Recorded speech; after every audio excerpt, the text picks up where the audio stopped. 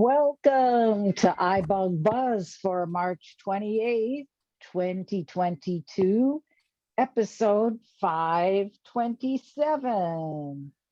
My name is Terry Ann Sauerman, and I will be the facilitator of this meeting for the first hour, along with Sandhya, and then she will become the main facilitator in the second hour, as we always do, because we love her. This is an open forum for those who have questions or issues regarding iPhones, iPads, iPod Touches, Apple Watches, or Apple TVs, and for anyone who wishes to become just more proficient in the use of any of these devices and their accessibility features. We want to welcome everyone who has joined us not only here in this live presentation, but we welcome those who are listening to us via the recorded podcast. To keep this Zoom call running smoothly, we have a few things that we like to have you all keep in mind. Stay on mute when you're not speaking. And if you want to ask a question or answer a question or make an appropriate comment, wait until there's a break in the action and then say your name and wait to be acknowledged by one of the facilitators. We do it this way because we do not use the raised hand feature that is available on Zoom. So say your name and then wait to be recognized. Don't just jump in. Just wait to be recognized, and we will recognize you in due time. And we ask that you not speak or make comments while others are speaking. We hope that you'll all take turns asking questions, or if you have an answer to a question, so that we can allow a lot of people to have a chance to participate during these next 2 hours. We want to remind you to minimize background noise, such as phones ringing, others talking, TVs, clocks chiming, etc., etc. You get the idea there, I hope. Now, when you want to unmute, depending upon what device you have, there are things to keep in mind. So if you are using an iPhone to participate in this call, the mute and unmute toggle button is at the bottom left corner of your screen. If you're participating via an iPad, you'll find that mute and unmute toggle button at the top center of your screen. If you're on a Windows PC, you would use Alt-A. If you're on a Mac, it's Command-Shift-A. And on both a Mac and a PC, you can also use the space bar as like a push to talk button. So you press it to talk and then release it to mute yourself again. And if you're on a landline phone, you're going to use star and then the button 6, the number 6, star 6 if you're on a landline phone.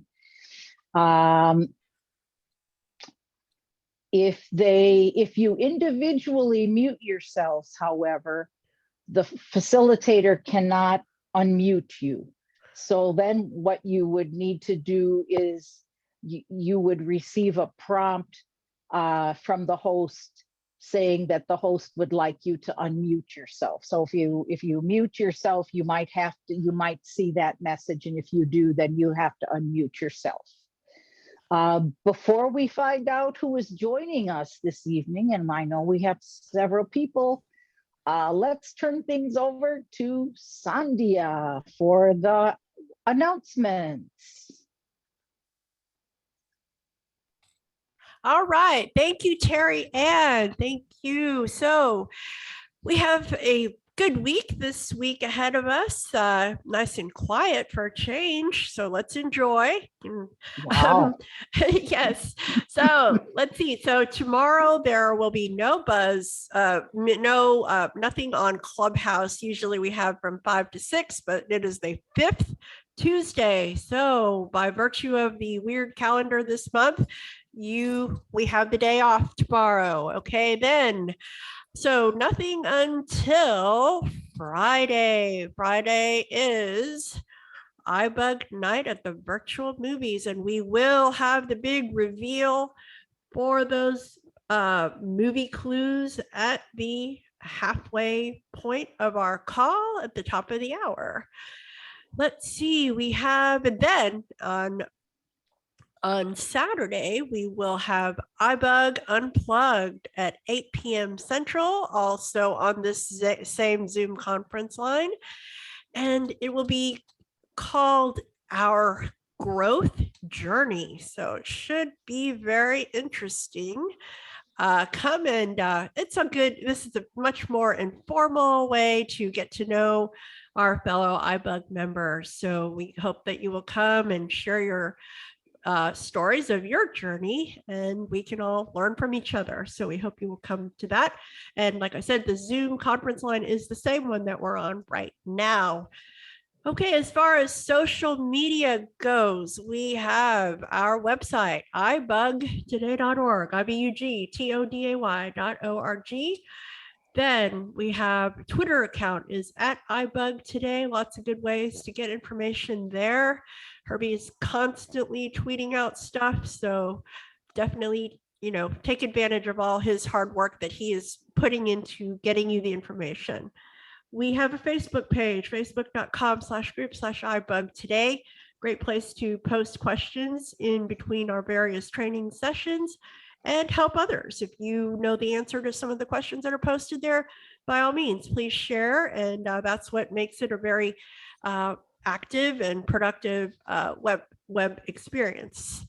Let's see, we have our mentoring program, and that is the iBUG Jumpstart mentoring program. If you are a beginner and need help with your iPhone, please complete the application on our website under the training tab. And then we will match you up with one of our amazing advanced users. And vice versa, if you are an amazing advanced user and would like to help us with new mentees, definitely complete the appropriate application on our website.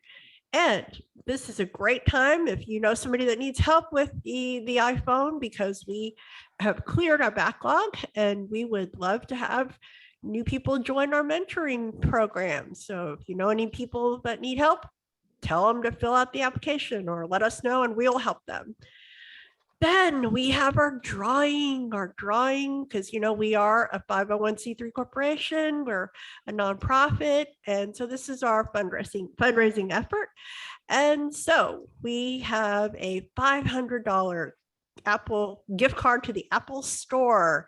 Think of all the things that you could get with that. You can get probably a new Apple Watch, Apple TV, maybe those fancy AirPod Maxes. I mean, there's so many things you could get.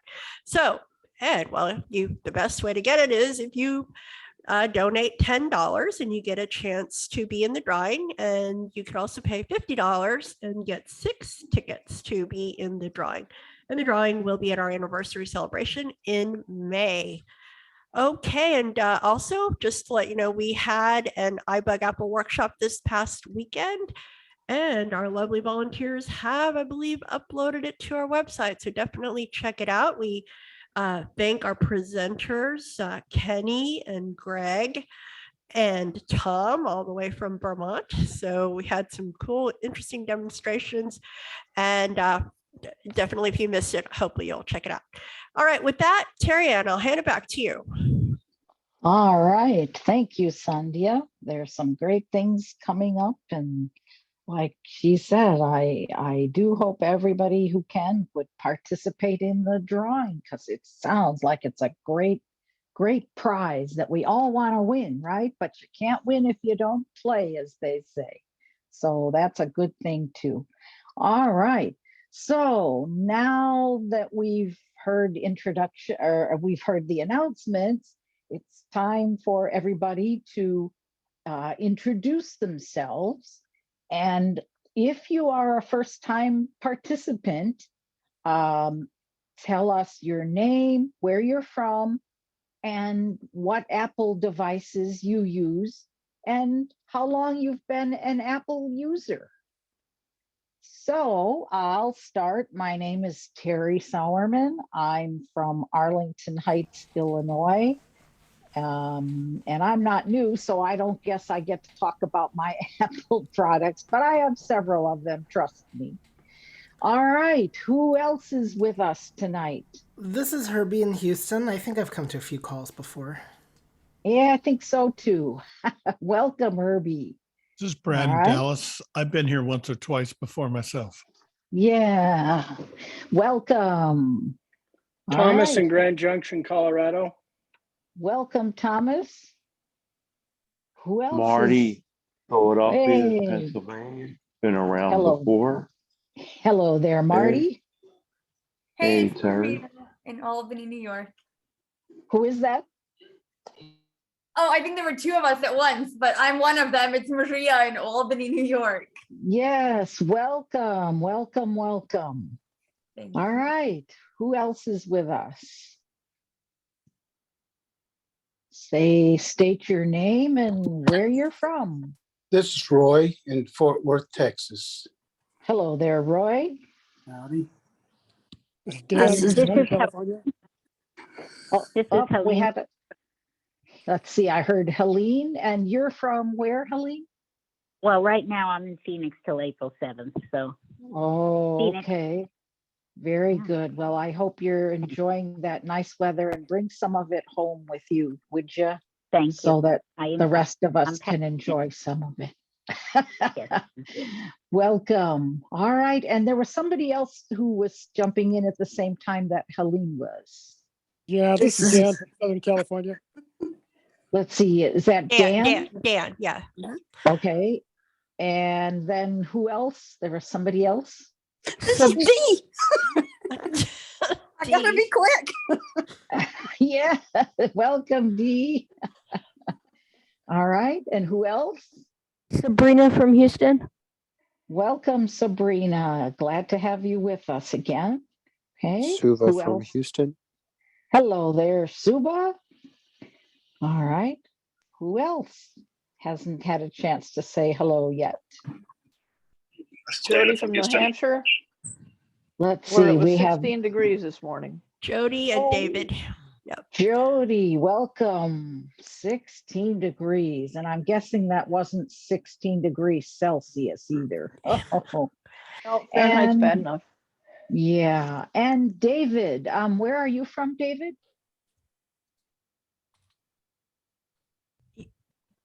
He's from Houston.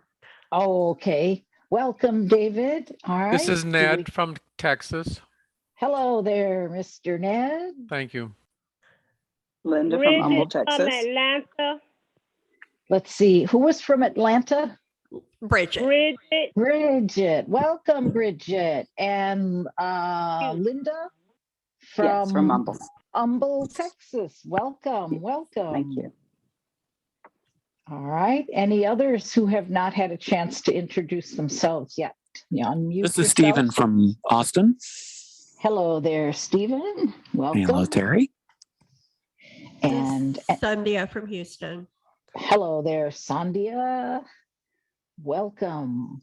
All right. Any other new participants, or I shouldn't say new, but any other persons who haven't introduced yourselves yet? All right. Hearing none. Now Xavier, it's time. hello, Xavier from Atlanta. Oh, welcome, Xavier. Welcome. Glad to have you with us. Thank you. Good to be here. Yes. All right. Anybody else? I guess I didn't give enough time. Greg from Texas. Hello there, Greg. Welcome. Okay. Anyone else? Hey. Going once. I think you Going got them all. twice. I think so too. All right. Now we're ready for the first segment of our question and answer period. So remember, there are no dumb questions except those that you don't ask. So if you have a question, a problem with your phone, whatever, we hope that you will ask your question, because this is really the place to come to get a lot of problems solved, because we have some wonderfully knowledgeable people here. So first of all, I'd like to see if there's anybody new who might have a question, or somebody who has not ever asked a question in this group yet that might have a question before we go to people who have asked questions before.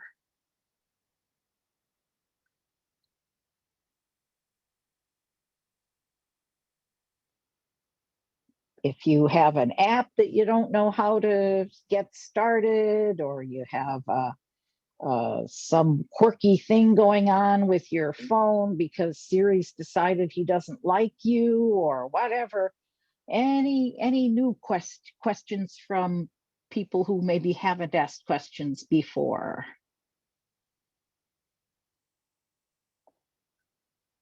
All right, then we'll move on. Hearing none right now, we'll move on to others who might have questions.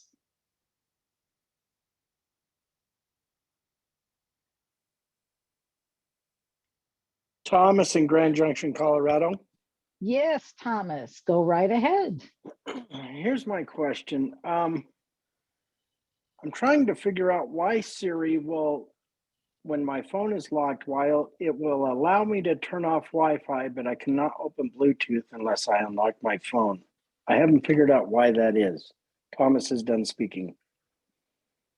Okay, so you can unlock your phone, or I'm sorry, you can use Wi-Fi with your phone locked, but you can't use Bluetooth unless you unlock your phone. Am I understanding that right?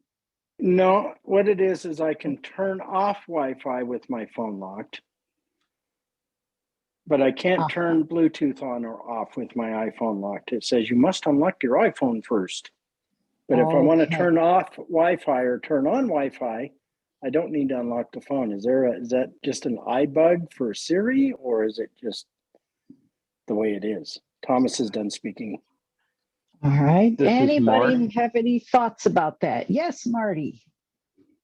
It could be because with Bluetooth, there is sort of a security issue, because there may be other devices around you that are close enough to connect to your Bluetooth, but that you may not want to be connected to.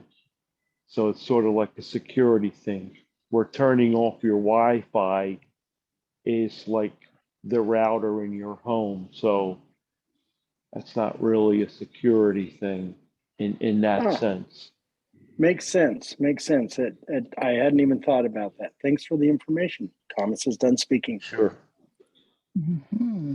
All right. That, because certainly you do not want to accidentally connect your phone to your neighbor's stereo system or whatever.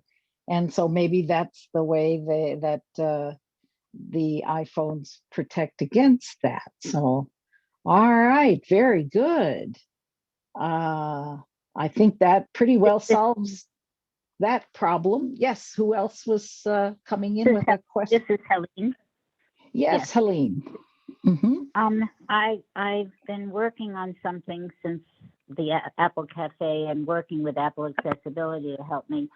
And it's obviously a bug, so I want people to be aware of it when they update to 1504.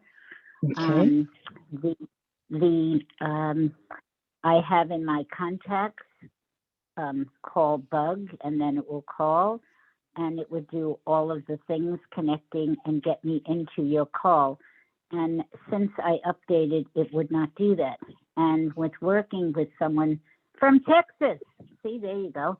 Got Texas, and this guy, Tim, worked with me for an hour and a half after the Apple Cafe, and he had not finished updating to 1504, so he put in the bug thing, and he did it, and it worked fine. And then he updated his 1504 while he was talking to me, and he tried the same thing, and it would not work. And he said it's something with, you have commas, which are wait time, you have an asterisk, you have a pound sign, all these things, for some reason on 1504, it creates a problem. So just for people to be aware, he did finally figure out a workaround, which was to go into my contacts and don't use Siri to connect to the call. Go to the contact and press it, and then it will go to you. And if I say Siri, do it, I have to put in the 369978 pound.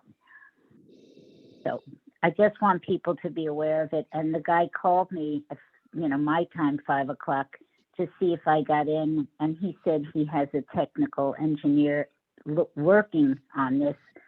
So just for those of you, my luck is whenever I update, because I'm so upset and paranoid about doing it, I always end up with the exception. So for people to know. This is Sree. All right. Yes, Sree. So the issue is really not the comma, it's the pound. So if you took the pound off that number that you have on your contacts, it will work. And unfortunately, the problem is sometimes the pound is what terminates the input that you're putting in. And so what I had to do with my Metro Access is I had to put like additional commas and let it time out. So if you have the ability to time it out with commas, then it will work. But it's definitely that pound is what's causing the problem to fail with Siri. Because if I put the pound in with the commas and I manually tell it to call, it works perfectly fine. So what he said was, this is Helene, that it will work if I just pressed on the contact, and then it does work with the pound. This is That's what Sree. you're saying. That is correct. Sree. Mm-hmm. So it sounds like you have to do you. it manually to get it to work right now. Well, Sree just said if I take away the pound sign, it will work. This is Sree. Yes, Sree. You have to be careful if the IVR requires the pound. For example, if it says enter XYZ and press pound, then unless the IVR is going to let you time out to go to the next step, then it will work. But if it requires that pound, it won't work with Siri. It will work if you manually call it. Okay. Thank you. All right. Very good. Thank you for the question, Helene, and thank you, Sree, for your help with that. All right. Who has another question? This is Suba. Yes, Suba. Good evening to you. Good evening, everyone. So my question is, I don't know how many people uses this, but I'm just gonna throw this out there. Any thoughts is helpful. So it's through Outlook and formatting on, well, I say through Outlook, but it's basically Microsoft Suite on your iPhone or iPad, utilizing the Word and trying to find a way to convert and change the type of the exams or any type of document to say from font 12 to font 16 and retain all of those formatting. And just wondering what everyone's thoughts in the matter, because once you change the formatting, depending on the type of the document, it will mess up the lines, the spacing, and all of the whole formatting. It will not look the same when you change it to something bigger font. So yeah, just some thoughts, any application that can help you with that, or convert a font 12 size document to a larger font and save it properly. Without changing the formatting. Correct. We want to retain the original formatting. All right. Who can help with that? Changing the font without changing the formatting of a document, and then you want to save that document just the way it was formatted originally.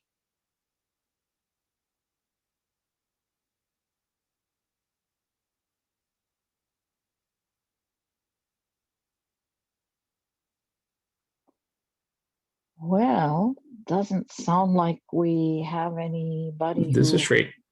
Oh, okay, Sree, go ahead. I'm kind of thinking outside the box a little bit here, because I know in the keyboard, if you attach your keyboard, you can always do, I think it's Option Shift Paste or V, where it's supposed to keep I'm trying to think. I was thinking more like if you took it from like a plain text and brought it back to Word. But as soon as you, this is Suba. Yes, Suba. Mm-hmm. The type of document we're talking about is a calculus exam. Oh, okay. And as soon as we change it to a Word from the PDF document it's currently in, and just to add a little bit more context, it will mess up the, say, answer choices, subscript, superscript, all of the font that you would need in order to keep it its original form. Once you change it to a different, we can do it. That's not the issue isn't to make it bigger. The issue we're having, or I'm having, is once I change it to a bigger font, it won't retain its original formatting. So this is Sree. Yeah. Go for it. Yes, Sree. Did you try I'm doing sorry. Option Command Paste when you take it from PDF? Yes. Okay. All right, so that didn't work either. Okay. Anybody else with any thoughts about that at the moment? This is Suba. Yes, Suba. Mm-hmm. One solution I've come across is done through a printer's assistant. So you could do this through a scanner, but I was trying to see if there's a way to do it, on your, with any device, MacBook, iPad, iPhone, whatever. Right. So you don't have to jump through those extra hoops to accomplish that. Kinda, and then just finding another way. I guess I always like to explore. So sure. All right. Well, it sounds like you've tried what Sree has suggested, but if anybody does work in Microsoft Word or in documents, and you come up with some ideas between now and say the end of this evening, or even between now and next Monday, why, be sure to come back and we can always revisit this question, because it's a great question. I think sounds like a complicated question too. All right, so let's then move on to Actually, this is Herbie. Yes, Herbie. I will say, just in general terms, that Microsoft Word and stuff is going to overall be a lot easier on a computer.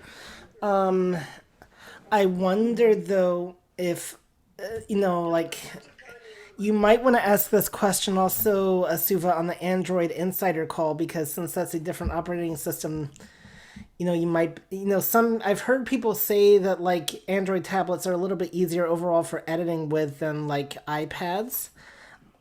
So, I wonder if this is something that, might be solved with a different OS altogether if you're doing it in a mobile environment. So that's just a thought I had. This is Suba. Yes, Suba. When you say computer, you mean a Windows PC or a Linux-based PC? Either one. This is Herbie. have tried Windows so far. This is Suva. And Linux, I have not yet tried, but that's my next one. Yeah, I don't know about Linux. I've only used Word on Windows or Mac for computers. All right. Well, it sounds like this is a question in progress, if you will. And Suba, if you come up with a solution in the meantime, too, based upon your explorations, why, feel free to let us know about it here, too, in weeks to come. So, thank you very much. Right. Thank you. Okay, who has another question? Elisa? Yes, Elisa. Good evening. Good evening. Hi. I got us here a little late because I was busy. So when you're on the Zoom app and you want to have your video like on frequently, like for certain individuals that would like to see you, do you have to go to the side or you can do it in settings? So I'm not think sure. we had a cafe on this, if I'm not mistaken. Sree, did we? I'm not sure I'm totally understanding your question. You want to use a video, you want to use video on Zoom. Yes. On your phone, this is? Yes. Okay, and what is it you want to do? So I have different people that I'm working with and they want to see me, my face. And so I have trouble with the little video thing. I don't know how to start it. You have trouble with the video app that turns the icon that turns your video on or turns it off? I have trouble like using it. I don't know if I'm using it the right way. This is Herbie. Okay. Yes, Herbie. So video conferencing on Zoom and or FaceTime or whatever, I've actually, and I have no vision, I'm going to preface this, on the whole, I found it to be very easy actually. By default, the phone for these things usually uses the front-facing camera, so what you want to do is once you start the video, you can either set it in settings to always start video ahead of time, or you can start the video manually. What you want to do is, I find at least it helps to have a room where there's a light on in the room, even if it's sunny out. That still seems to help the sighted person from what I've noticed. And then you just, hold the camera in front of your face, like a few inches away, and let them give you feedback as to whether you should move the camera up or down a little bit. So that's just how I do video conferencing in general. And you can switch to the back-facing camera, and that does have the advantage of it's a higher resolution camera than the front-facing, but it does mean holding your phone in reverse. But at least the advantage you have with the camera on the back face, it's a pronounced camera that you can feel, whereas the front, you kind of, I believe it's like to the top right of the phone.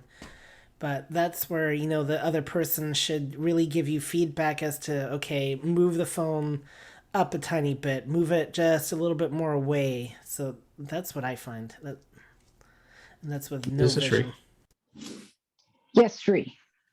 You could also, turn on the camera and, have it face fronting you. It's going to tell you how, once it recognizes a face, it'll try and line it up and tell you got to tilt right, tilt left. And it'll also tell you when you're right in the center of the camera. This is Herbie. Yes, Herbie. I think it only, does it do that on Zoom? Because I've only known it to do that on the camera app. Anybody else have a comment about that? This is Sree. Linda. Yes, Linda. I find to turn on the video when you're in a Zoom call, if you swipe one time to the right from unmute your video, unmute your audio, it's one swipe to the right and you double click it and it will turn on your video. Okay, and when you, just to clarify, when you say double click, Linda, you're meaning double tap? Yes, I'm sorry. Double tap with one finger. With one and then finger, the same thing turns it off.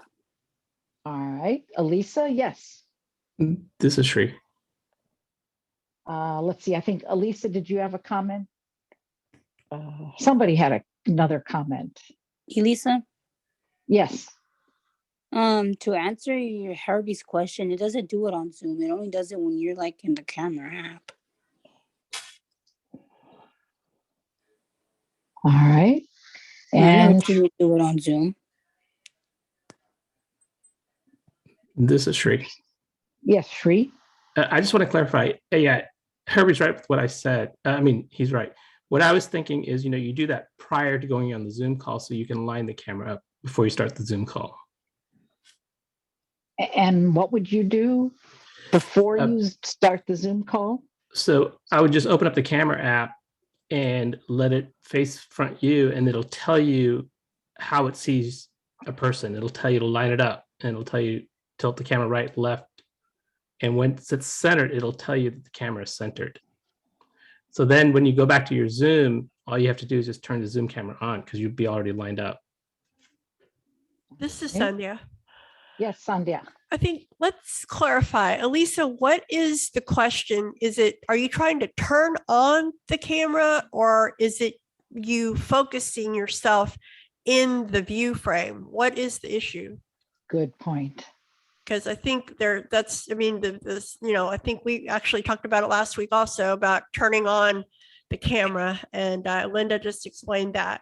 So is it that, or are you just still having trouble with putting yourself, they can't see you once you've turned on your camera?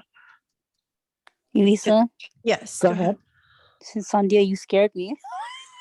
It's okay. Go ahead. I thought I was in trouble. No, we're just trying to clarify the question. So. Mm-hmm. So which are you, what is the actual question that you're asking, Elisa? Oh, so I'm having trouble with both, like turning on. I mean, I know how you turn on the video. I know how to do that, but I'm having trouble like facing myself towards the camera. Okay. Okay, this is Sandhya. Like staying centered into like one position where I won't move. Right. Okay, Sandhya, go ahead. Yeah, I think you could also get feedback from the people that are trying to look at you. They'll also tell you, and then once you kind of have it in a place that they can see you, then just don't move. You just have to stay, leave your camera at the right angle, and then just move forward. Okay. Yes, ma'am. Thank you. All right. Very good. I hope that helps, but let us know next week if you're still having any concerns about that, and we'll see what else we can do for you. All right. Who else has a question?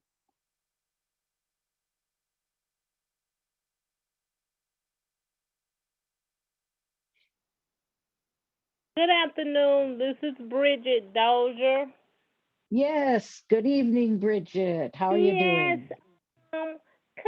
I'm really, really new with all this technology, and I'm just listening. Everything is like over my head. But I have a question. Can someone can I ask the question first of all about Bard Mobile? Actually, Bard Mobile isn't within the scope of these calls. Unless it has to do with somehow with the iPhone, because that's a whole nother topic. We basically here just talk about iDevices. Oh, okay. Okay, I'm sorry we can't help you there, but do you have another question regarding an iPhone? I'm just listening. Maybe I learned something because I'm new to all of this. Mm-hmm. All right. Well, if as you're listening, there's something that someone has said that you don't understand or you need more clarification on, why don't hesitate at all to come in here and ask your question. Yes, ma'am. Thank you. This is Sandhya. You're most welcome. Yes, Sandhya. Yeah, Bridget. I mean, are you using could you be talking about the Bard app on your phone, or you're not? Or are you able to do that, or not yet? Yes, on my phone. Someone helped me set it up, and it was like 4 steps. But then 2 months ago, maybe not that long, they updated, and now it's just everywhere. It's talking about arrows and everything, and I was already confused. Now I'm really confused. So it is on your So- iPhone, the Bard app Oh. on your phone, right? I'm apologize. That's okay. We're I'm good. We're good. very sorry. Okay. All right. So your question then about your Bard is When they updated, it was like the arrows to the left, and those like arrows to the right. I'm just confused about the whole thing. So I don't know really the exact question to ask because I don't know exactly what I don't know, if that makes sense. it But does just- make sense. Yep. Just messing with it, and when the updates, and it just went every which way, and I'm just so confused. This is Helene. Yes, Helene. Yeah. You know, Bridget, I'm in Albany for my Bard app, and I call them all the time, and then sometimes they've given me a number in Washington for the people in charge. It is confusing, and if you reach out to wherever you live, to the Bard people there, they will do everything. They'll even put the book that you want on your wish list, and then you can download it from there. So don't give up. Call them and ask for the person who does the technology for the blind, and that person will absolutely be there for you. Yes, thanks. That's the thing. Someone helped me, and I downloaded 3 books. I didn't put it in my wish list. I just went on and download. So I was doing it, but then it seemed like a while ago when the phone updated, it just messed everything up. Yeah. So the update is not allowing you to work with Bard the way you want it to, the way you did before. Yes, Helene. Yes. Mhm. They sometimes when they do an update, or we do an update, or something happens, then they want your password to go in again. I've had them change my password, but the truth is they're very much like Apple Accessibility, and they're there for you, and you deserve the help, and they will give it to you.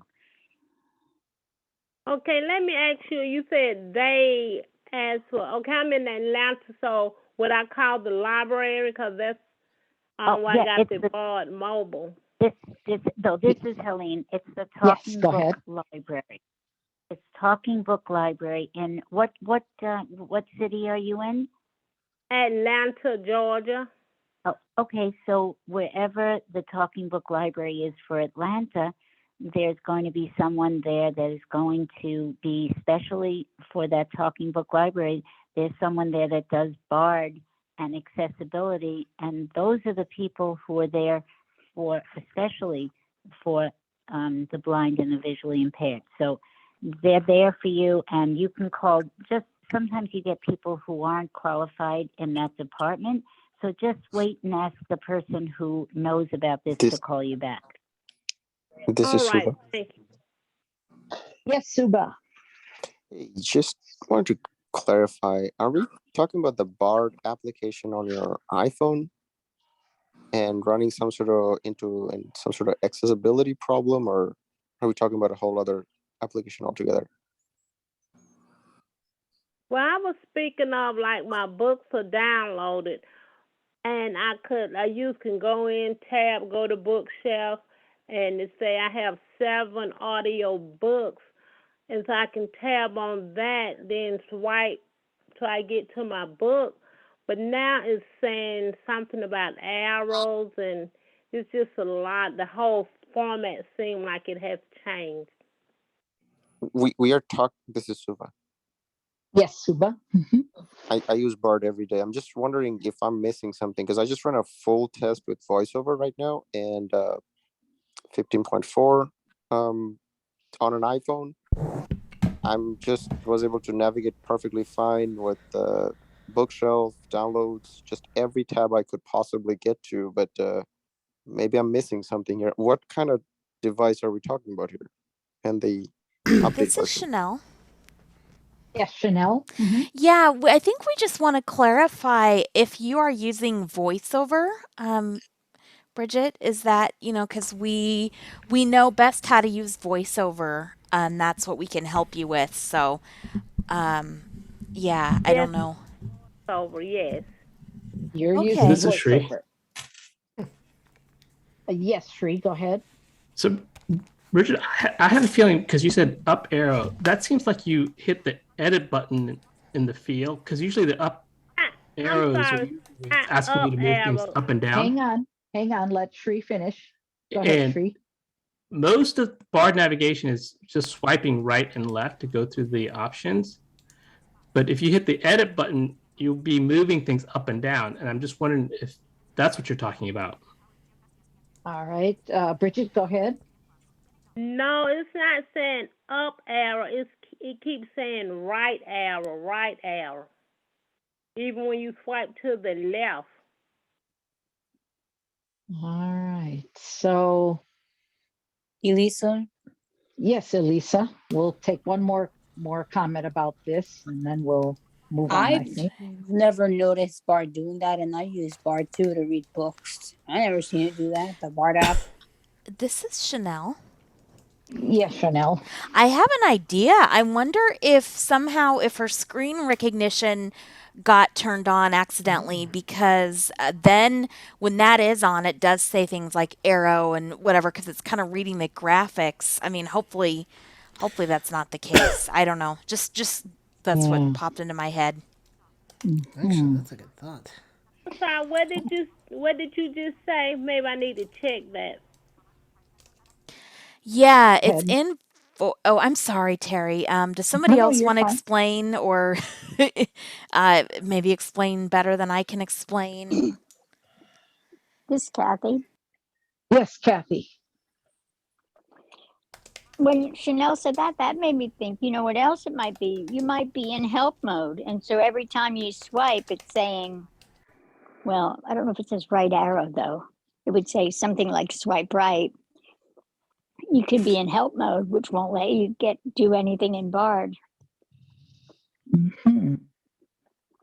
Which to get out of help mode, I think there's a couple of ways, but I think, isn't there something you can go to the left corner and it'll, I'm not sure. I'm getting myself confused.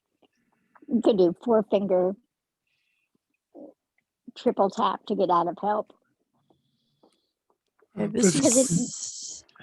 Okay, so yes, I said we were gonna move on, but maybe you have one other suggestion, and then I think we will move on, just because we don't want to confuse the poor women too much here. Yes, Dan, go ahead. Okay, I think Chanel has a very good point. What I would suggest you do, I think her name Alicia, I believe it's, go into settings, find screen recognition, and make sure it's turned off. And that should solve your problem. Mm-hmm. And make sure it's cut off. Make sure it's turned off in settings. Okay, thank you. Screen recognition. Okay, thank you so very much. This is Greg. Yes, Craig. Yeah, the other thing would be try your rotor and see if you have screen recognition on your rotor. And if you hear screen recognition when you're moving your fingers around for the rotor, then you just want to flick that up or down to make sure it's off. All right. This is and Brad.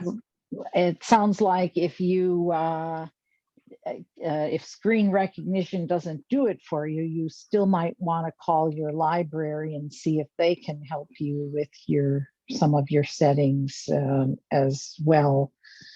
I think we're gonna move on from here, Brad. Sorry, because we spent a lot of time on this. Did you have a question, Brad, or you? No, I was going to say, I just went to my Bard app. I turned on screen recognition, and I am hearing exactly what Bridget is describing. So that's it. She's got screen recognition turned on, and you all have told her what she needs to do to turn it off.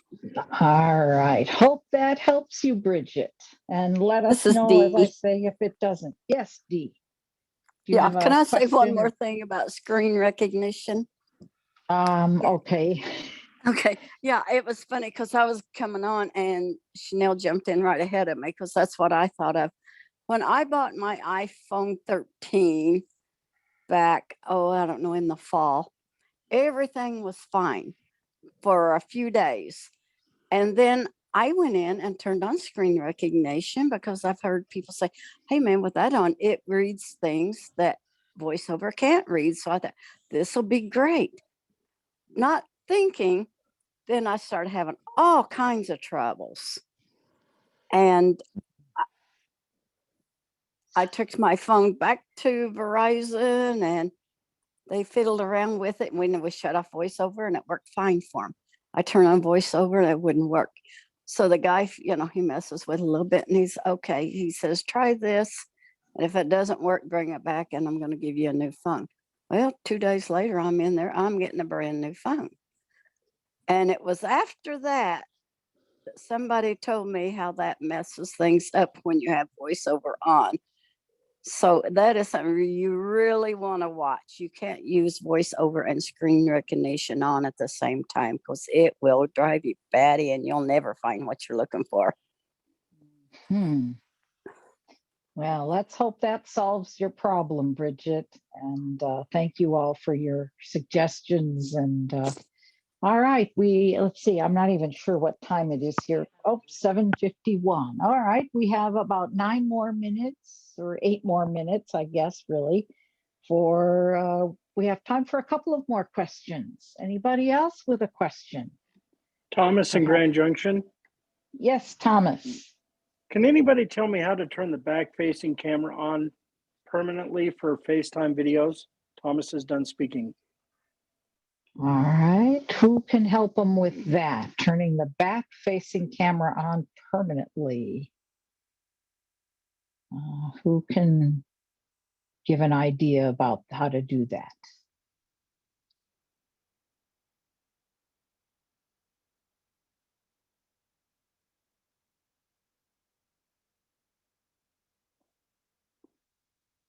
All right, well, I don't hear any comments at the moment, so maybe that's something we can come back to if somebody wants to research that one, and we'll come back to that perhaps later this evening or next I'll week. keep listening. In the meantime, I'll swipe right and find the back-facing camera and manually turn it on. Thank you. Very good. All right, another question. This is Alice. Yes, good evening, Alice. Good evening. I wanted to know, I use Siri, then I'm using a VoiceOver, and now I would like to use a voice command. Would that be an issue? Okay, you want to use voice commands, meaning? Meaning, instead of Siri going to home page, voice command would This is allow Roy. me. Okay. Yes, go ahead, Roy. Voice control will work for you, but you have to use headsets because if you talk and Siri's talking, it'll confuse voice control. Okay, thank you. Mm-hmm. So this is Thomas in Grand Junction. Help? Yes, Thomas, go ahead. I actually use voice control all the time, and he's correct. It is more helpful if you use headphones because a lot of times when you use VoiceOver, it will repeat. So you'll send a message and say goodbye, and it'll say goodbye twice. So it is helpful to use headphones. I use voice control pretty extensively. So I carry my phone on a lanyard on my chest. And I've actually been savvy enough to learn how to create my own voice commands in the voice control section of the settings. So it is very helpful, but like you said, it's easier to use headphones or earbuds or something of that nature. Thomas is done speaking. Very good. All right. I hope that answers your question there, Alice. Thank you. Welcome. All right. This Who is has Dee. another question? Yes, Dee. Okay, I have to question this. Thomas was saying how it worked for him. I was under the understanding that VoiceOver and voice command do not work well together. This is Thomas. Use one or the other. All right, Thomas, go ahead. It works well when you have headphones. Remember, when VoiceOver is talking, the microphone is picking up everything that it says. So if you use headphones, then it doesn't pick that up, but you're able to hear what your message says. I would say the biggest advantage to voice control for me is I can open messages and I don't have to hit the dictate button, and I can speak my message. I can stop talking for 5 minutes and then start talking again, and it'll pick up right where I left off. Thomas is done speaking.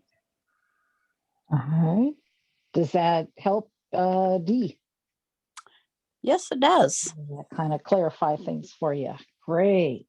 I need to try that. Mm-hmm. We have just a couple of more minutes, I think, for another question or so. Yep, we have 4 minutes left. So who has another question? This is Roy with a tip. Oh, we got lots of people coming in here. Let's see who. Roy first. Okay. Go ahead, Roy.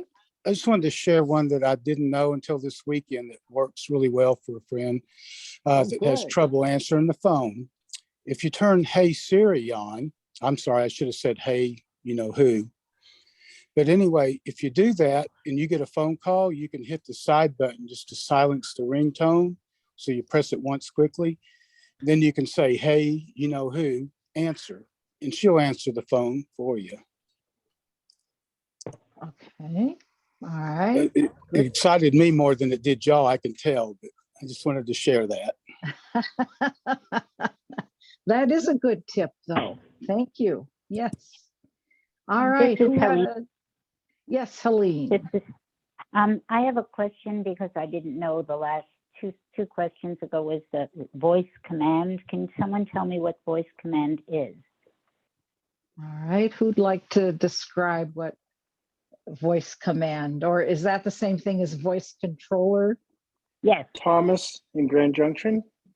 Yes, Thomas, go ahead. Basically, voice command allows somebody to operate their iPhone. Let's say that somebody's an amputee and they can't use their hands. It permits a person to use their phone without touching the screen. So you can open apps, you can pause and play music, you can send email, you can read email, you can read the entire screen. You just say VoiceOver read all, and it will read from top to bottom. You can pretty much run your phone without touching it. Thomas is done speaking. Mm-hmm. All right. Does that answer your question, Helene? Yes, but I probably won't use it. Thank you, but at least I know what it is. Thank you. At least now, and I've always like to say, if you have the question, that chances are somebody else does too. So thank you for asking, and thank you for the clarification, Thomas. Right, I think we have time for one more question. Yes, go ahead. Can I just ask, where is voice control? Where is that on the phone?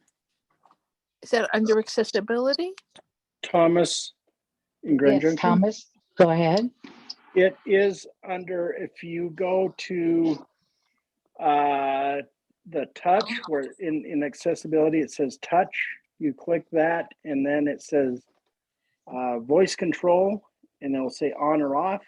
And when you turn it on for the first time, it's going to give you a list of basic commands that you can use on the phone. Like I said, if you're a more advanced user, you can create your own. I created one to use Be My Eyes. So I just say, when voice control is turned on, I say look around, and it automatically makes the call to Be My Eyes without having to touch the screen. Now your phone has to be unlocked. If your phone is locked, the feature won't work. But once your phone's unlocked, I can use that. I say look around, and it'll just call Be My Eyes, and there you go. So it is in the accessibility, I believe, under touch, and it says voice control. This is Herbie with a quick question for Thomas. Yes, go ahead. So Thomas, that look around feature, that sounds to me like that's the same thing as a shortcut. that you It could do is. with Siri. So is it so isn't that something you could just set up as a Siri shortcut and do the exact for those of Well- us that maybe would want the shortcut but don't want to use voice control, or is This is Thomas in Grand Junction. Go ahead. Yes, the thing with the Siri is you have to use their shortcut, which is call a volunteer. So if I hold the side button down and I say call a volunteer, it works. The look around I actually created myself, because you can put your own command in verbally and have it do certain things. I've also got a command that will unlock my phone without having to type in the numbers. And I created that. It's in the settings in the voice control feature of the phone. Thomas is done speaking. Interesting. All right. All right. Thank you both. And we are now at just past the 8 o'clock hour, at the top of the hour, as they say, 8 o'clock Central Time. And so shall I turn it back over to Sandhya, or do I turn it back over to Here we go. All righty. Thank you, so Terry much. Ann. Thank you so much. Lots of great questions. And now we'll give everybody a chance. Whoever didn't get to say hello the first time around, say who you are and where you're from, please. Nikki, San Francisco. Hey, Nikki. Hi, Welcome. everybody. Hi Thank you. there. Hello there. Okay, keep going. Anybody else? Jeff. And from Gary. Virginia. Hold on, Jeff. Jeff from Kansas City. Hi there, Jeff. Welcome back. Thanks. All right, Kathy, welcome. Anybody else? Sree from Virginia. Sree, welcome. Anybody else? Dana, Okay, Alice, welcome. And who else? Dana from Dana, Ohio. there you are. Welcome. Anybody else? Who you Elisa are? and Porter. Elisa, welcome. Thank you. All right. Anybody else? And Gary from Austin. Hey, Gary, welcome. Are you new? I think you're new. I think I've been here once or twice. Okay, well, we're glad you're back. All right, thank you for coming. All right, anybody else? Arlene, North Karen Carolina. from Philly. Hey, there's Miss Arlene and Miss Karen. Welcome. Anybody else? Say hi. Okay. Well, we're glad everybody's here. So now I guess you know what we're going to do now. We're going to discover what movie we will be watching on iBUG Night at the Virtual Movies. And with those perplexing clues that I'm sure he spends all day trying to figure out, prepare, is the very own, our very own iBUG guy himself. iBUG guy, are you there?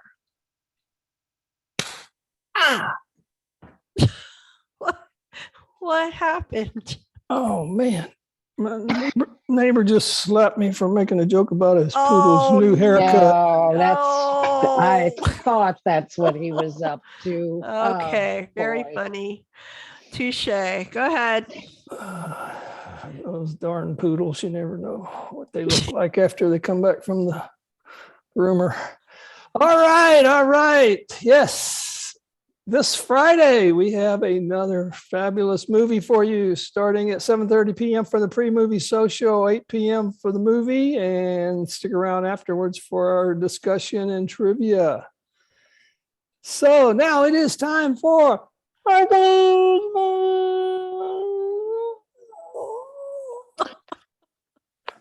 All right. We have some great clues. All right, remember the rules. Say your name, wait to be recognized, and then you can guess the title of the movie. Mrs. Sandhya, one more clarification. One more clarification. One guess per clue. One guess per clue. Yes, I forgot to say that last time. Yeah. And let's see. We've lifted the ban on Sree. All right. Okay. Clue number one. We have another wonderful film set in an East Coast city in the no, I'm not going to tell you the decade. You may guess it. But okay. I give you too much there. Another wonderful film set in an East Coast city. Ooh. No guesses for clue number 1. All right. Kathy. Kathy. How about Shawshank Redemption? Shawshank Redemption. I guess I didn't say what country's East Coast, did I? Oh. This is Sree. Sree. Glory. Glory. Unfortunately, that's not it. And This I'll is qualify. D. Go ahead. D. Philadelphia. Philadelphia. I'm not sure that's considered East Coast City, but we'll go with This it. is Suva. Suva. Ice Age. What's that? Ice Ice Age. Ice Age. That is almost not even close. But yes, anyway. Okay, keep going. All right. And it is a U.S. East Coast city, by the way. All right. Sharon, Oh, Sharon. Atlantic City? Atlantic City. Never heard of that movie, but good guess. Yes. We'll watch that next. Never. Okay. All right, here we go. Clue number 2. Like another movie we've watched, we see more conflict with some sharks. Oh.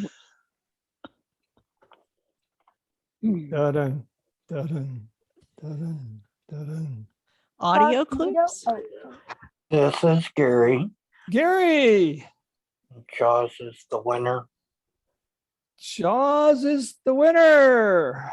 I haven't seen that one, but that sounds. No. Jaws. I was just going ahead and going. Oh, with Jaws. for positive thinking. All right. That would be a great guess, but we've already seen that one.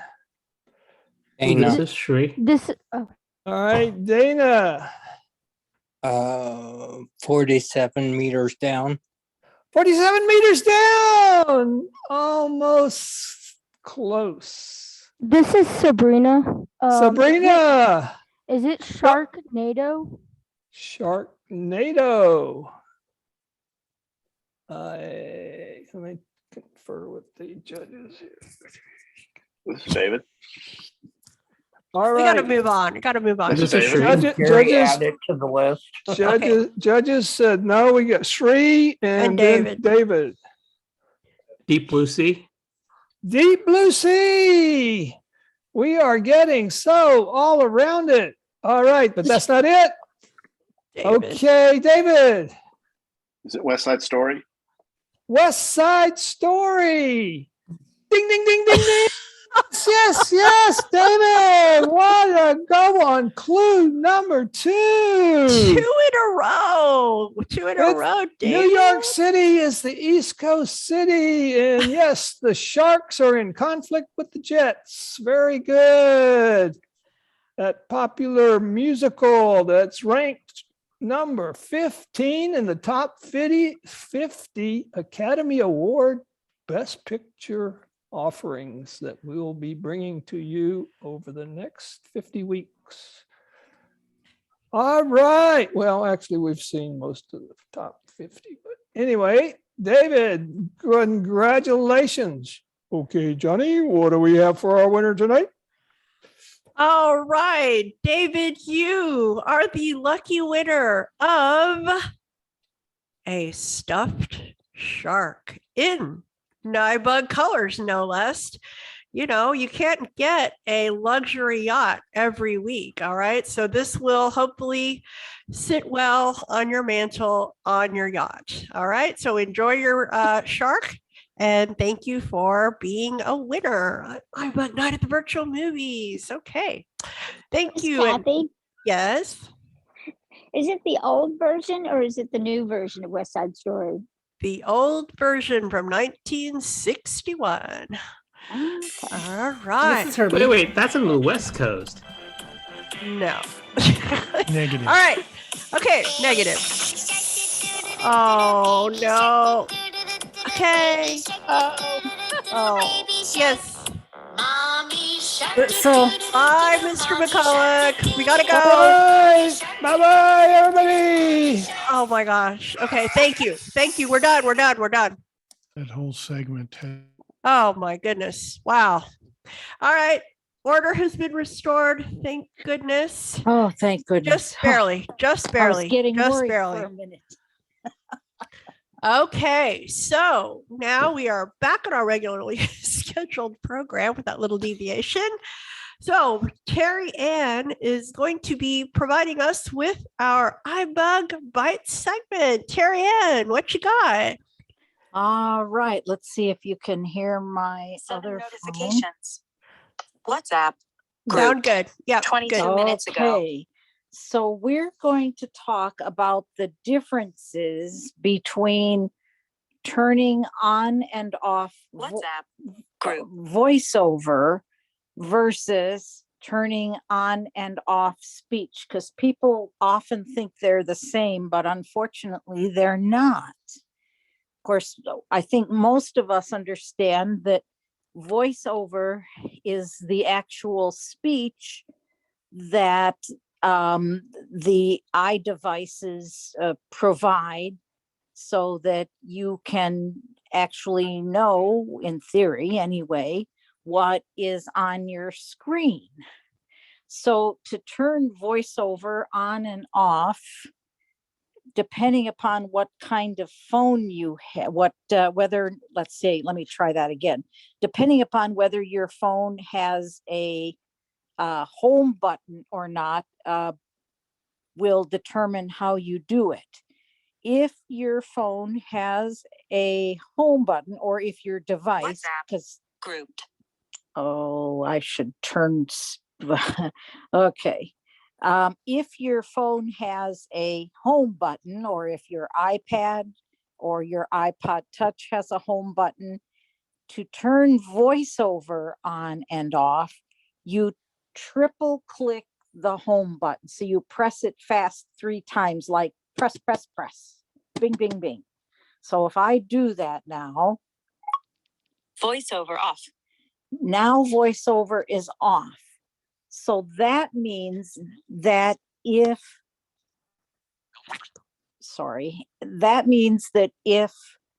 a sighted person wants to use the phone, he or she can now, using the gestures that would be used by us, someone just looking at the screen visually, because VoiceOver is no longer on to tell you what is actually on the screen. It is the screen reading device, if you will. The screen reading speech is no longer on. And this also, I believe, applies to Braille. If VoiceOver, well, I don't think I want to say that. Somebody who, I've not actually tried reading a Braille display without VoiceOver on, so somebody can help me with that and give correct information there. So then if I triple click the home button again, VoiceOver on WhatsApp 15 back button. So now the VoiceOver is back on. Now the caveat to this is that you have to have the button, the home button set to do that without having to go into settings to turn VoiceOver on and off. If you don't have it set to do that, then if you triple click the home button, it will turn VoiceOver off, I think, but then you can't turn it back on without going into settings. And if you don't have VoiceOver to help you, or someone who can look at the screen and help you, then it's a problem. I forgot to check what, for those people who have phones that don't have a home button, there is a way to turn VoiceOver on and off if you have it set to do that. But unfortunately, I forgot to check as to what that method is. Can somebody help me out with that? Well, everybody's muted right now. This is Oh, Sandhya, that's so right. it's triple click the side button. Okay, so you triple click that side button and that will do the same thing. Now, if you are wanting to turn on or off speech, that is something different. VoiceOver is still on if you turn off your speech. That just tells you that you're not going to hear VoiceOver speaking to you, even though VoiceOver is still turned on. So just to turn off your speech, you do a 3-finger double tap to turn speech on or off. And you can do that on any phone. Tap anywhere on the screen. So you do Speech off. and hopefully you heard the taps. You have to tap pretty quickly. So I'm gonna now turn speech back on.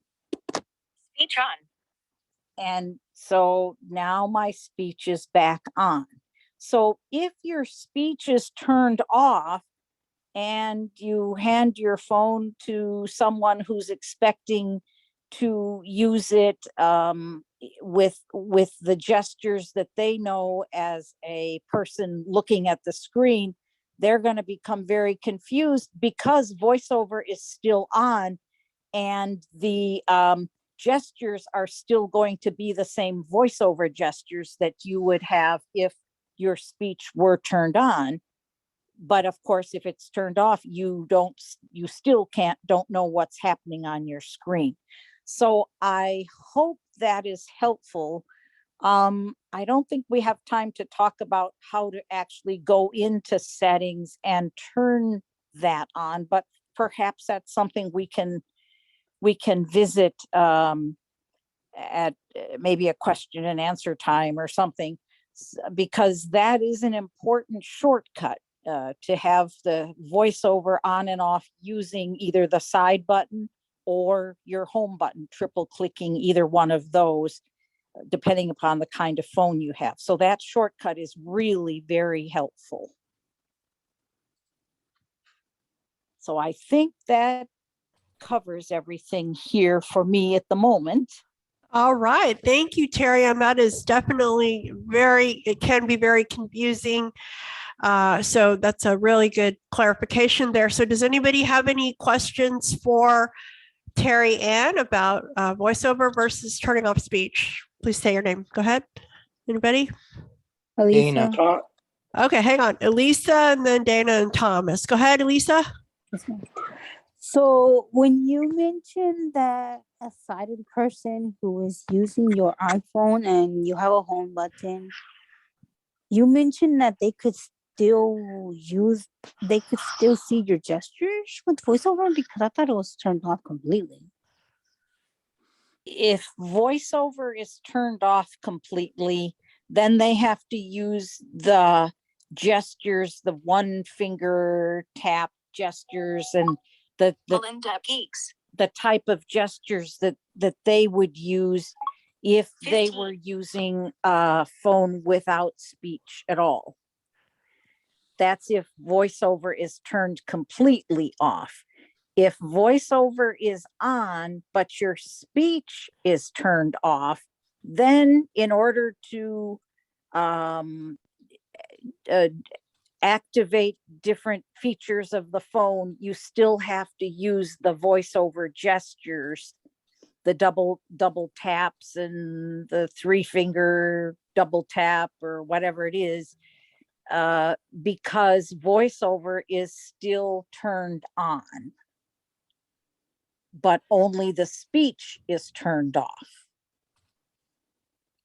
Okay, and thank you, Terry Ann. I think we got Dana next. Yeah, it's just a comment. It's not a question. You can to turn VoiceOver off, but not speech. You can tell Siri to do it, like Siri, turn off VoiceOver, but you can't do that with speech. And you can also turn it back on by telling Siri to turn it on, turn VoiceOver on, and that works. That is a good point. Yes, that works, provided that your Siri, your internet is working. Yes. Right. Thank you for clarifying that. Okay, hang on. We have Thomas before. Go ahead, Thomas. Thomas in Grand Junction. Just a comment that turning off speech feature works really well in voice control. So if you don't want VoiceOver to talk back, turn off the speech, dictate your message, tell voice control to tap send, and it'll send the message, then turn your speech back on. Thomas is done speaking. Very good. Okay, I think we had Herbie and then somebody else. So 2 quick things. So first of all, the Siri command for VoiceOver may not be internet dependent, especially with the newer offline Siri, depending on your phone model. So it may or may not require the net. I don't know for sure. But the other thing I wanted to mention, you asked about Braille displays. So the way a Braille display, you can only mute speech. Braille actually pairs with VoiceOver, not with your phone. So it's VoiceOver dependent, but that's where you would mute the speech, but you still have to have VoiceOver running. Good, thank you. Yes, so my point was if you turn off VoiceOver, that affects not only the screen reader speech, but it also affects Braille. That was my point. I thought that was the case, but I didn't want to say that for sure. And another thing that turning off speech would not affect is your screen curtain. So like if you have your screen curtain on, if you turn off speech, then you'll still have your screen curtain. But if you turn off VoiceOver, your screen curtain automatically goes away as well. Right. All right. Okay. Anybody else? And just a reminder, everybody has to say their name before they make a comment. Okay, who's next? This is Anybody Sree. else? Go ahead. I know we're pretty much a VoiceOver user, but if you have low vision and you have Zoom turned on, and not the Zoom conference, but the Zoom app on accessibility, then it is 3-finger triple tap to turn VoiceOver speech off, because 3-finger double tap will turn Zoom on and off. Okay. All right. Good point. Anybody else? Questions for Terry Ann? Okay. All right. Well, thank you, Terry Ann, very much. You're welcome. All right. So now we have some time for some more questions. Well, for a few more until 8:30, and then we'll have our iChoice segment. So who has some questions before that? Hang on, Elisa. I'm going to give somebody else a chance and I'll come right back to you. Okay. Anybody else have a question that didn't get a chance? This is Sree. You've already had a chance to. Hang on. I didn't ask a question. Oh, okay. Go ahead. So my question is, on a Zoom call on last Saturday, for some reason, my driving mode came on. Do you know what would cause that? This is Herbie. Go ahead. Have you disabled that in the settings? I don't think so. I was just trying to figure out how it turned on. So you have to disable driving mode. It's under the meeting in settings. And what it does is whenever the reason why you want it off is because as soon as the phone goes into motion, it thinks that maybe you're driving, and that's what turns on driving mode. So you want to turn that off completely. Thank you. All right. Anybody else that didn't have a chance yet? Ask a question. Love to have somebody new that hasn't had a turn. This is Mo. Mo, go ahead. This is a very basic question, I think, but for Siri, does it or can it work when the phone is turned facing down? Because I don't think I've had success when it's facing down for some reason. Or is there a setting I can change? All right.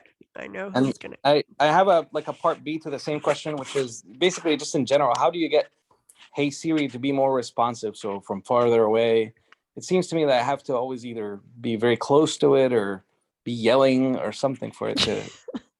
All right. Anybody have any help for Mo? This is Sree. Yeah, go ahead, Sree.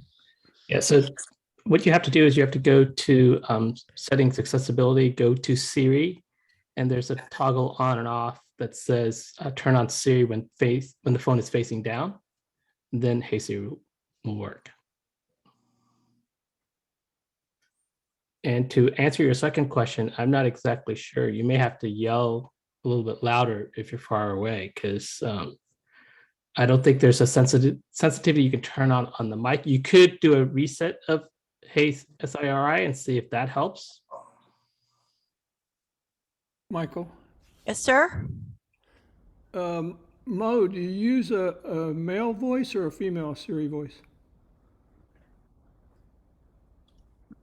Mo, if you're speaking, yeah, there you are. Go ahead. Female. Thank you, Sree, for the answer. That's perfect. That's that setting I wasn't aware of, so that's great. And Michael, it is female, British female. Yeah, Exactly. when I use a male voice, I don't have to yell as loud. I found. Oh, stop. Okay, we're putting him in the waiting room right now. There you go. Bye. Okay, who's next? This is Herbie. We're moving on. Who's that? Sharon? Go ahead, Sharon. I just wanted to ask Sree, because I'm sorry, I sort of didn't get it. Can you tell me how to, because that happens to me all the time. How do I get Siri to talk if she's upside down? So you go to settings, accessibility, and then you go down to Siri, which is kind of towards the down towards the bottom. Yeah. And if you double tap and open into Siri, there's a setting called Siri when phone is facing down, and just turn that on. My God, that's brilliant. Thank you. There we go. All right. Thomas in Grand Junction. Thomas, go ahead. I just will say though, once you turn it on, I got to a point where I actually had to turn it off because it heard everything I said. I could be clear across the room and I would say, "Hey Siri," and all my devices would suddenly answer at once. And I had 3 Siris talking. So just be aware if you do that. Only do it for one device or you'll have more than one device talking at the same time. Thomas is done speaking. Be careful what you ask for. Okay. All right. It's Kathy. Go ahead. When I have male Siri, she hears me, but she doesn't do anything. You exactly. So true. So true. Good job, Kathy. All right. This is Herbie. Yes, Herbie, go ahead. So the thing I just want to mention is 2 things. A, it might be the fact that you're using a British Siri voice. You could try switching to American and see if that helps with the distance. But just keep in mind, too, that, because the A ladies, they kind of work they do work at a distance, but you're having to rely on a computer to hear you. And so the clearer you are and the closer you are to your mic, the better, because the more it has to contend with echoes and other background noises, the more interference it's going to get and the less it's going to be able to understand you. So, with Hey Siri, it doesn't surprise me if you have to be close up, but, I might just try the switching to an American Siri voice and see if that works better in terms of, them understanding you when you're farther away. Thank you, Herbie. Okay. Anybody else follow up on this before we? Arlene. Go ahead, Miss Arlene. I'm still trying to get my Siri to answer me in speaker. I can remember one time Sree said you could do that. So I have to be like close to her and she talks softly. How do you get her to answer you loud? All right. Anybody help? How to get Siri to answer on the speaker? This is Arlene. Yes. This is whenever I've lost her and I'm asking her where she is. And I want her to answer me. This is Herbie. Go ahead, Herbie. The one I remember Sree talking about was how to have her answer on a speakerphone, but if you've lost her and so like your phone can be across the room and she won't come through the speaker, is that what you're saying? Right. If I'm yelling at her, she'll say, "I'm here," like real soft, and I can't find her. I guess she doesn't want you to find her. Do you by any chance have an Apple Watch? No. Okay, because that makes a great pinging device. How about Miss Kathy? She's always using Siri to find her phone. Kathy, do you have any help? put Kathy on the spot here. Glenda. My Siri speaks pretty loud, but I have the same problem when I'm in Zoom and my earphones go dead.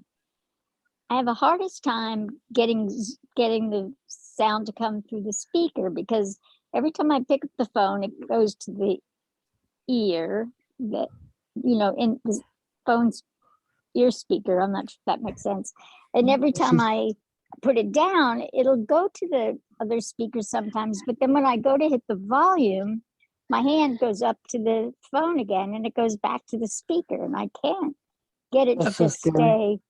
Okay, hang on. Anybody have a solution for Miss Arlene? Who's that? This is Gary. Gary, go ahead. Okay, I don't know if it's a solution, but I can bring a little insight into the issue. Go ahead. If the phone is sitting, i.e. dropped or face down, what happens is because my phone, which is iPhone 11, when it senses that it's next to your face, i.e. it loses light because it assumes it's in the vertical position next to you, or when it's flipped over, it comes off of speakerphone and goes back to the ear speaker. So it is possible ambient lighting or conditions such as that could be also part of your issue. That's all. All right. Thank you, Gary. Okay. This is Thomas in Grand Junction. Thomas. Okay, here's the thing with Siri. When Siri is talking, if you turn the volume up on the side of the phone, it will increase the volume of the voice. The one thing I use for the S is I say, what is 0 divided by 0? And it will talk for about 40 seconds so that you can adjust the volume of Siri according to what you want. Thomas is done speaking. All right, one more comment, and then we got to move. Linda. Linda. If you have a Lady A, you can have her call your iPhone and she will ring your phone. Okay, there you go. All right. This is Sree. Okay, Sree. Just curiosity question. If you tell Siri to play a song when the phone's not next to you, will that play in speaker? This is Herbie. Go ahead, Herbie. Theoretically, it should. That's a very. So you could try That's a that. very good question. I actually do have a solution for Kathy's dilemma though with the Zoom. Okay, go ahead. So the only way I've found around this is, and it's not always practical if you want to constantly talk, but once you get it in the mode you want it, if you lock the screen, that will keep it in that mode. So once you've got it in speaker mode, if you can lock the screen, by putting, don't cover your phone, like put the phone on the back, like use the back of your hand or whatever to find the screen lock button. So you're on the back of the phone, but that will lock it into the mode you want. But the downside is you do have to unlock the screen, of course, when you want to mute or raise your hand or whatever. But yeah, if you lock the screen, that'll keep it in the mode that it's currently in. All right. Thank you, Herbie. And I hope this helps Arlene. And we are going to move forward with the next part of our program here. So, okay. So that is the fourth Monday of the month. So that is the iToys segment. And with that, we have Herbie. Herbie, what you got? I've got a very special guest. He's no stranger to iToys or to iBUG, as a matter of fact. We just interviewed him last month, but the guest we were going to have this month ended up deciding that the segment wouldn't be appropriate. So he's back for round number 2. Welcome, Sree. All right, Herbie, can you hear me? We can. All right, so today I'm going to talk about a flash drive. Now, this is a very unique flash drive, and it actually came in handy. The flash drive is called Sandisk, Sandisk, ixpand. So it's ixpand. And it's a mini flash drive. And we've talked about devices to attach hard drives. We used to talk about the Lightning to the USB 3.0 camera adapter. The difference between that and this is actually a flash drive. It actually has memory. And what it looks like is it has a lightning port on one end and a USB 3.0 on the other end.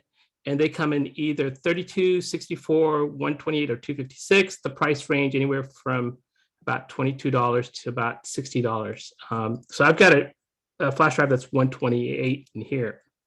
And why I like this is it allows me to transfer and save data on my iPhone, especially if you have devices that have, let's say, 64 or a device that you're running out of space. You can transfer your photos, your music, as well as documents to this flash drive. And the reason I also like it is it has an interface. So you basically go in and download the Sandisk ixpand app. It's a free app. It doesn't require any login. It just needs that app to do the interface. So I've already installed the app on my phone, and I'm on my home screen. I'm going to go ahead and turn speech back on. Now, can you, before we go on the app demo, can you just briefly describe what the actual drive looks like? Yeah. So it's basically a thumb drive. If people are used to what a thumb drive looks like, it's about half an inch by half an inch by 2.5, maybe about 2.2 inches long. And basically, like I said, it's got a lightning port on one end and a USB 3.0 on the other end. And in between, it's got a flash drive. And the one that I have, you can actually attach it to a keychain. It's got a swivel that covers both. You can either cover the lightning port or it can cover the USB 3.0 port. So right now, I've got it exposed to my lightning port. And I'm going to go ahead and connect to it. Like I said, I've already installed the app. And once I put it in the lightning port, it's going to automatically detect it. Alert. ixpand drive. Okay, and if I swipe right. ixpand drive would like to communicate with the Sandisk ixpand flash drive. Ignore button. Okay, obviously we don't want to ignore it. Allow. Allow. Button. Okay, Do so more. Why is something like this very important? So I don't know if you guys recall, but last Saturday, Apple had an outage with their iCloud. So when I was working on something on my iPad, that information didn't get transferred over to my Mac. So what this allows me to do is copy a file from either my phone or my iPad, because it works in both. And I could either copy what I wanted to copy and move it to my Mac, or you can also set it up so that it will automatically update and copy all your photos, all your movies, as well as your contacts. Now, one of the cool things about this thing is that if you did copy your photos or your movies, it'll give you the option whether you want to delete it from your phone to free up space on your phone. And it'll do that automatically for you. And then obviously you have a copy of all your photos on the flash drive. And remember, when you delete a photo on your iPhone, it also removes it from iCloud. So that's a good way of backing up your photos and music. And that's what this was really meant for, is saving your photos, your music, as well as your videos. Now, music, it does not save if you're an Apple Music, if you're a member to that, it's not going to save those music. It's only the songs that you own.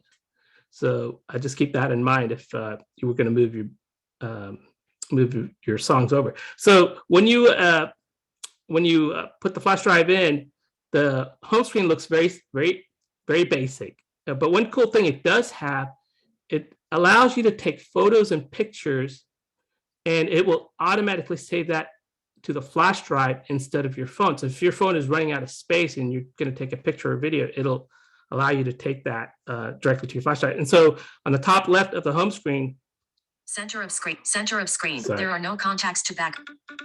Region tracking on. 9:39. 9:30. Okay. Button. There are no contacts to back up. okay, so one of the things that at first when I plugged it in, it told me that there was no contacts for it to update. Now, if I added a new contact, as soon as I plugged in, it will automatically update that contact to the flash drive. So since I don't have any, I'm just going to go ahead and swipe right to get to okay. Okay. Button. Okay. All right, so this takes me to the home screen. So if I do touch and explore to the top left. Icon camera. So it said camera. So this is, if I double tap here, it'll automatically bring up the camera and I can take a video or a picture and it'll automatically save it to the flash drive instead of the phone. So if, like I said, if you're running out of space. Casting. Okay, casting, you can also use the flash drive to cast towards your Apple TV, your Fire TV stick, or like a Chromecast. My iXpand drive heading. Okay, that's just the heading. Ike settings. Okay, there's an settings. It actually says IC settings. And I could go in and give it a name for this flash drive. That's where I can go into the settings. And then it's got some sales pitch in here, so I'm going to go ahead and skip all that. We don't need to copy files. Okay, copy files. So these are some buttons in the bottom. So what this allows me to do is it allows me to copy information from my iPhone to the Xpand drive, or take information from my Xpand drive to back to my phone. And I can also, let's say, for example, if I'm working on the voice memo, I could take a voice memo file and move it directly to my Xpand drive, or I could take a file from the Files app and share it and move it to the Xpand drive. So it gives you some flexibility with that. View files. Okay, view files. This is basically, it's going to show me what files and what music, what videos that are saved on my Xpand drive. Backup and restore. And backup and restore is basically when I go in here.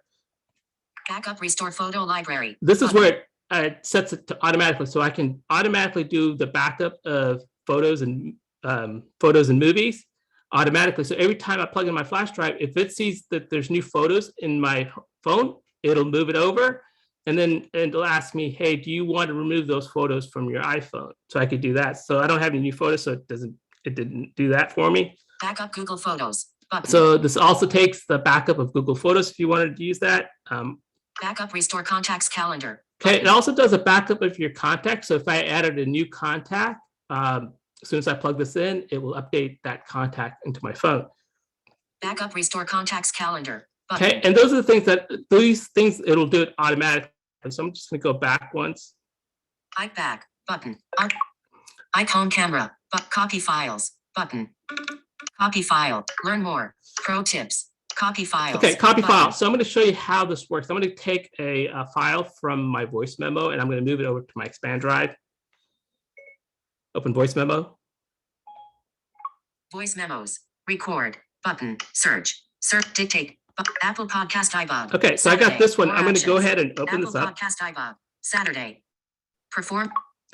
Apple Podcast. Close. But copy button. Share. I'm going to go to the share button. Double tap. Share. Herbie Allen. Messages. Button. Mail. Button. Now I've got the share sheet open, so I'm just going to swipe right. Voice memos. Notes. Messenger. Dropbox. iXpand drive. Okay, I expand drive. Double tap there. I cancel button. Okay, Outdoor. then now I can Close. go ahead and it's open up the iXpand drive. I can go ahead and create a folder. Select destination. Okay, I can select a pre-existing destination. Create new folder. I'm going to go ahead and create a new folder. Create alert. New folder. W. W. A. A. Q. A. W. A. A. W. A. A. All right, I'm going to call it AAA, so that way it's going to be way up on the top of the New directory. folder. Enter the name of the new folder. Text field is editing. AAA. All right, so we got a AAA. Cancel. Okay. Okay, so now I've created a Camera. folder I called cancel. AAA, and then I just go down to the bottom, Save here. save here, because I want to save it to that folder that I just created. AAA.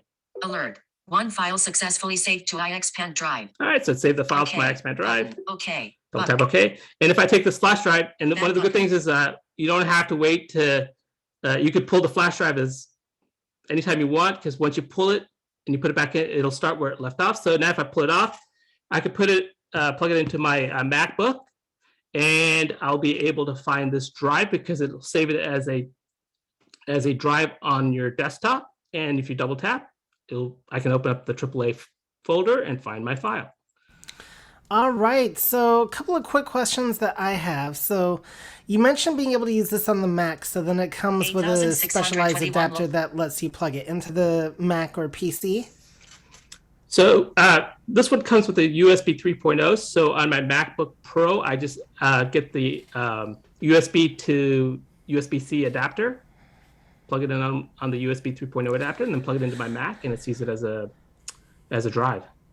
All right. And then, so another thing, like, so you can save contacts and stuff. So then can, like, if you plug the drive into the Mac, can you actually see your contacts that way on the physical drive? So you cannot see the contact fully. It'll tell you who they are, but it's basically, it's not something that you can use the flash drive to actually open a contact. It just saves it so that if, for example, if you're not a person who have iCloud storage, or you are just limited by space, it's something that you can make a backup copy of it. And then my final question is, so there's no way to, so if you want to charge your phone, you do have to unplug the drive, correct? That is correct. Alrighty then. Well, you know what, folks? One of the knocks about iPhone is no expandable storage, whereas in Android you can use an SD card. Well, it sounds like Sandisk has now come up with an iPhone solution. I will briefly mention that what I've read is, from what I've read, it'll work as low as the iPhone 5. And PC-wise, it'll go as low as Windows 7. And the Mac, I believe it goes as low as 10.8. I think that's what it said when I was looking at Amazon earlier. And with that, why don't we open it up to questions? Is this Marty? Yeah, Marty.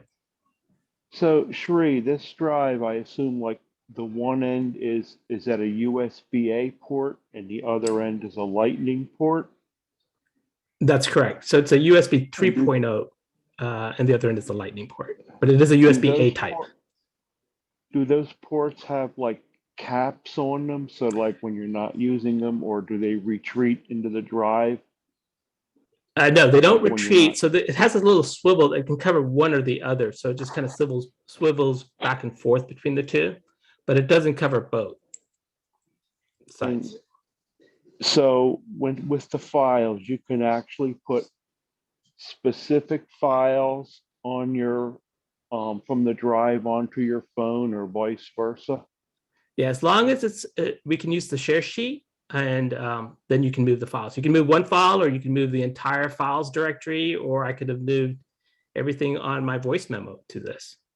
Because the option when you move something, you can select a single, like for example, a photo, you can select, you have to give permission. You have to tell it, do you want to let it access the whole photo library or certain pictures only? It's kind of funny when I was reading this article, it was kind of mentioned like, okay, if you want photos that you don't want other people to see, put it in this particular flash drive.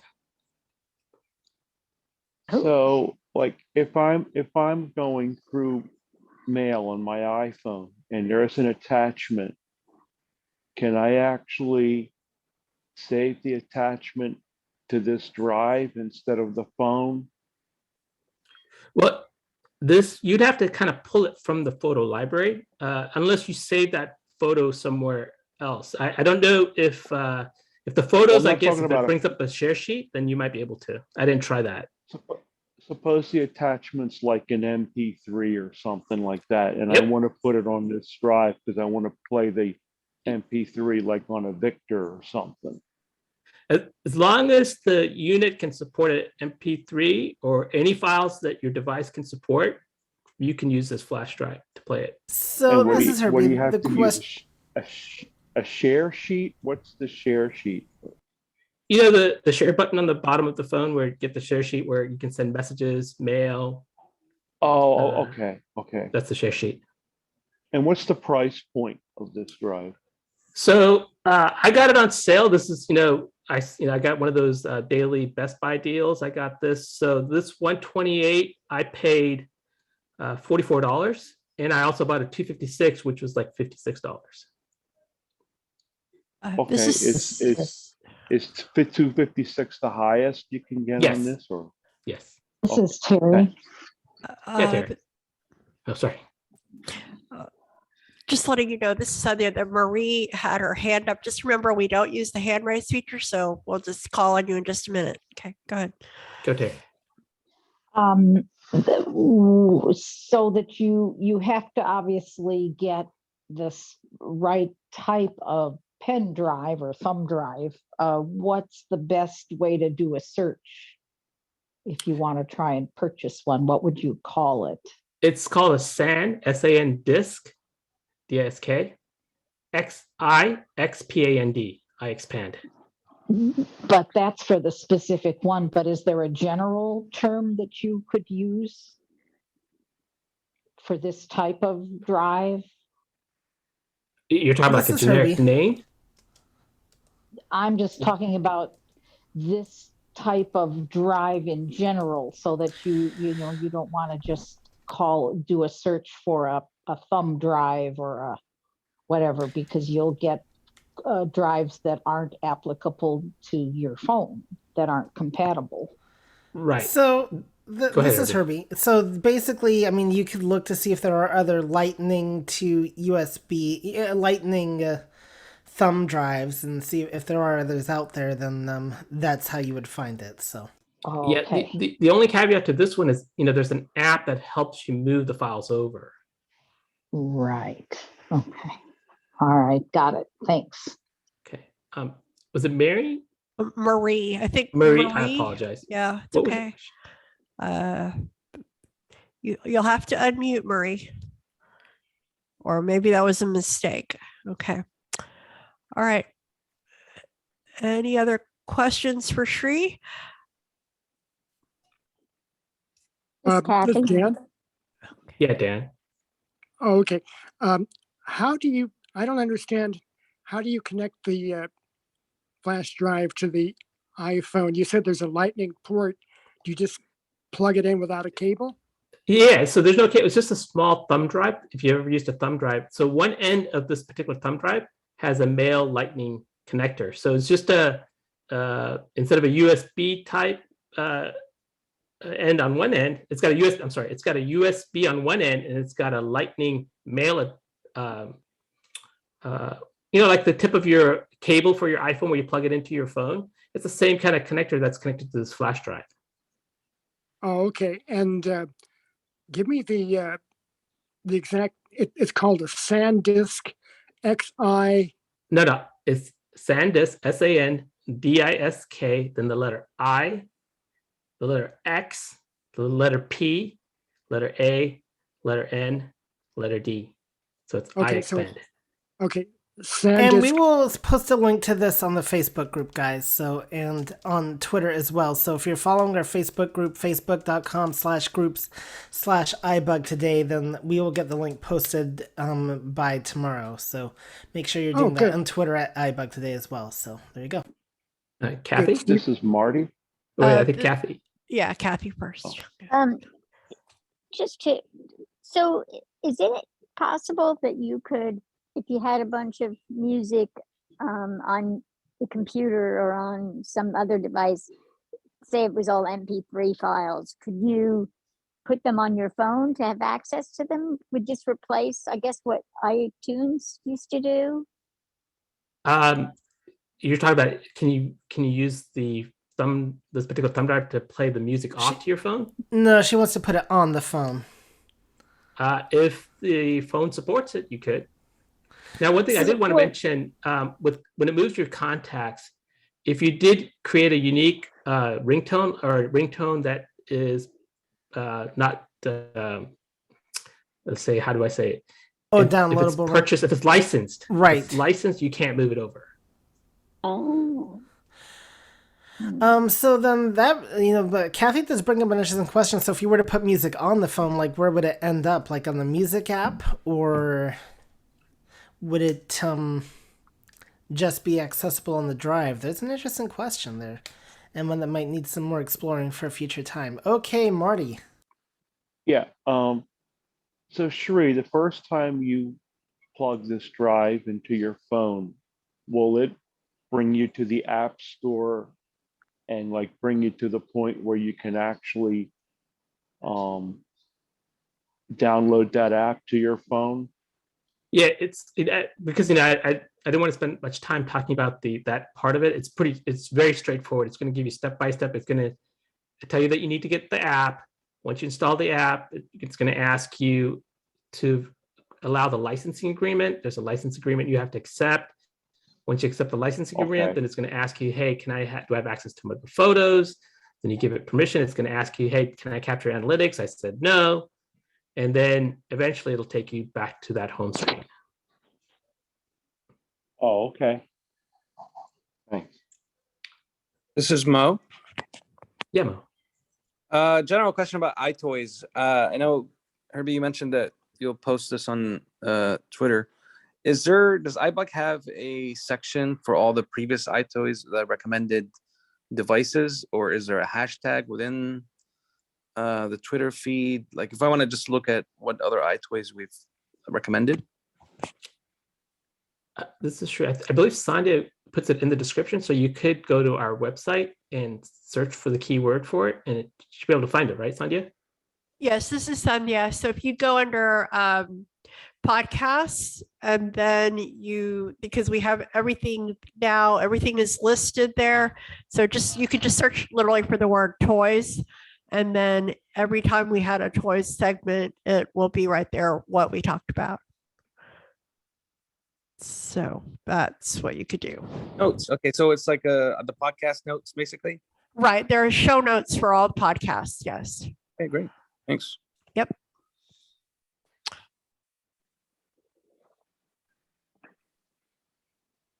All right. Any other questions? Can I make a iBUG plug then? Go ahead. Next cafe, we're going to be talking about podcasts, so definitely check it out. All right. Okay. Well, very good. Thank you, Herbie and Sree. That was very cool by the number of questions. You can tell people are interested.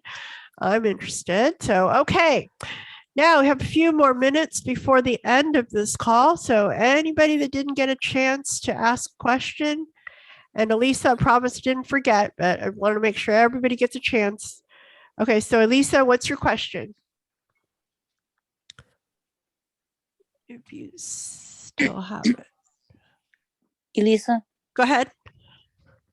So I believe it was in an iToy segment. I believe Miriam had mentioned about stands that you can charge your iPhone with. Is that on the website? Okay, I think that, does anybody remember what Elisa is referring to? This is Terry. Yeah, go ahead, Terry. Go ahead. I don't remember. I Hang on. wonder. Yeah, Terry, go ahead. Yeah, I think it's what you talked about. I wonder, yeah, if you're referring to the stand that I talked about that you can sit your iPhone on so that it's stable. So specifically when you're in a Zoom meeting, your phone is stationary as opposed to having to hold it in your hand and worry about, moving your hand subconsciously, that kind of thing. There are a number of stands that you can purchase that would allow you to sit your phone on that stand and keep it stationary, and you can change the angle and the height of your phone, and so you're always positioned as you want the phone to be during your call. All right, perfect. Thank you, Terry Ann. Okay, we may have time for one more very quick question. Anybody didn't get a chance? Thomas in Grand Junction. Thomas, go ahead. Just a real quick comment. Yes, there are stands that will charge your phone. I have one, and the phone sits vertically in the stand, kind of like a cordless phone, but it sits upright and it does charge the phone. Thomas is done speaking. Okay, thank you, Thomas. Okay, I think that will bring us to the conclusion of our call. Thank you, Terry Ann, for helping me to facilitate tonight.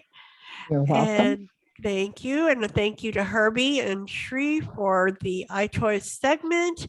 So we hope that you will join us again next Monday. We'll be back and we do it all again. Before that time, we have our iBUG Night at the Virtual Movies this week. On Friday, we'll be watching West Side Story from 1961. So definitely come check that out.